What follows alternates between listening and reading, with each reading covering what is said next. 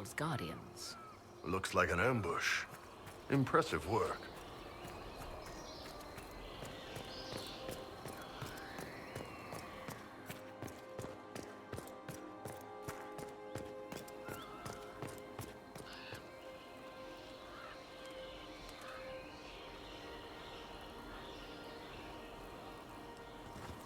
Yes? Are you certain Corypheus is using the power of the Blight to make himself immortal?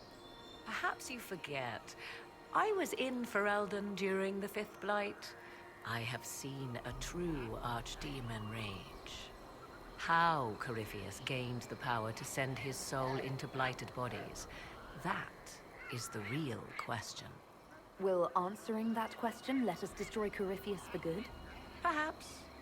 I would suggest first dealing with the well.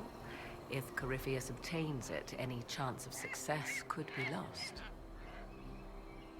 Do you know what this part of the temple was used for? The room we stand in is a vestibule, not the temple proper. To those who knew it, perhaps this ritual was little more than a polite knock at the gate. These customs must have been as familiar to ancient elves as bowing to a queen is to you or I. I find it difficult to picture you curtsying to anyone. Have we become so familiar you can predict my manners and customs now? Nothing is lost by indulging in the occasional civilized conduct, particularly when unexpected. You said this Mythal was worshipped as a goddess. So one assumes. What is a god but a being of immense power?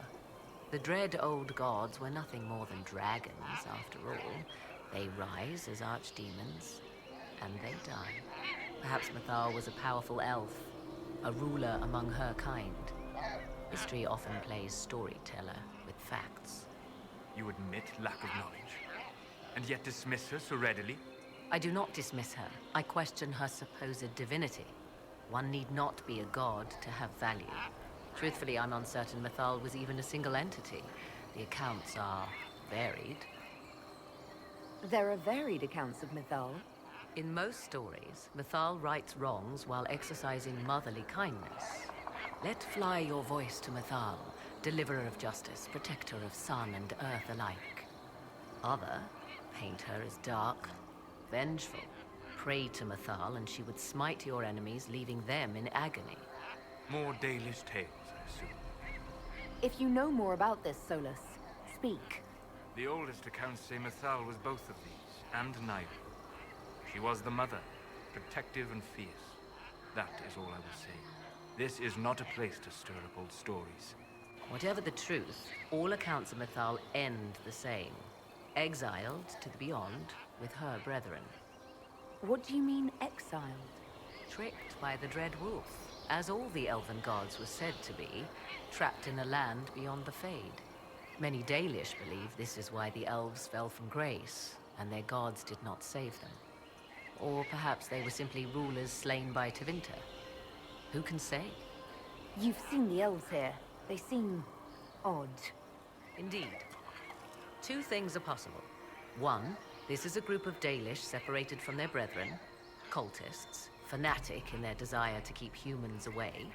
Two, these are elves descended from the ancients, having resided here since before the fall of Arlathan. The second appears unlikely, but if true, the implications are astounding. If they keep records, it could change everything we thought we knew about history. It is thrilling, no? To discover an era thought lost forever has possibly thrived in the shadows. We may, however, find these elves reluctant to part with their long-kept secrets.